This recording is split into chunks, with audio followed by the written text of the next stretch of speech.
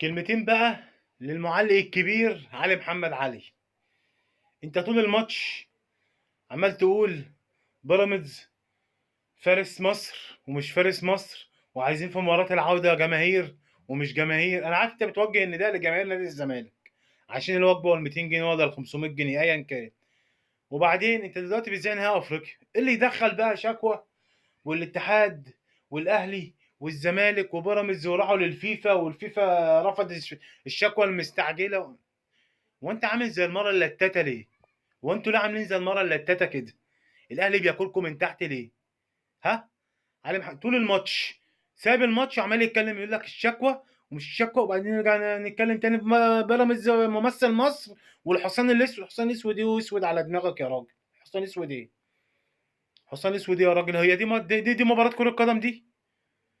دي مباراه كره قدم دي؟ تقول لي بيراميدز والحصان الاسود والشكوى ومش الشكوى. ودلوقتي هيثم فاروق يقول لك المفروض يأجلوا ماتش سيراميكا. مش عارف انتوا عايشين دلوقتي بيمثل مصر، ولما بيبقى الاهلي بيمثل نفسه.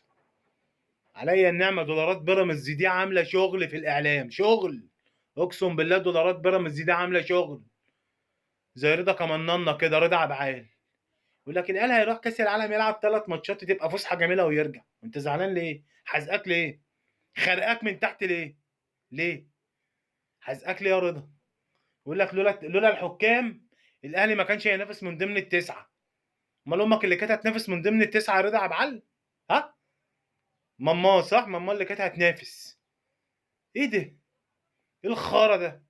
اقسم بالله مصر فيها شويه اعلاميين بيطلعوا يجيبوا خرا من بقهم، خرا من بقهم كده على القنوات كده.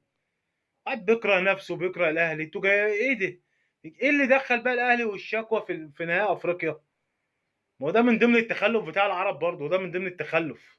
والله العظيم ده من ضمن التخلف. بيلعبوا في نهائي افريقيا، اتكلم كان في مجموعته مين وعمل ايه وسوى ايه وهو ايه. ايه اللي بيدخلك في الدوري المصري والشكوى ومش الشكوى؟ ايه بقى استفدت انت ايه؟ فدت المشاهد بايه؟ ما فدتش المشاهد بحاجه. ودلوقتي كابتن هيثم فاروق، هيثم حزقاه، يقول لك المفروض الاتحاد المصري لكرة القدم يأجل له ماتش سيراميكا. ياه، ده لما كان بيجي يأجل الأهلي ليه؟ ده قدامه 3 أيام و4 أيام وهيلعب الماتش في القاهرة، تأجل له ليه؟ يا سلام. الأيام والدول والأيام بتيجي ما بتروحش. شوفوا هتتنكوا تنكشوا كده أهو، ومش هتيجوا هفوة هفوة في الأهلي يا جدعان. ده الأهلي.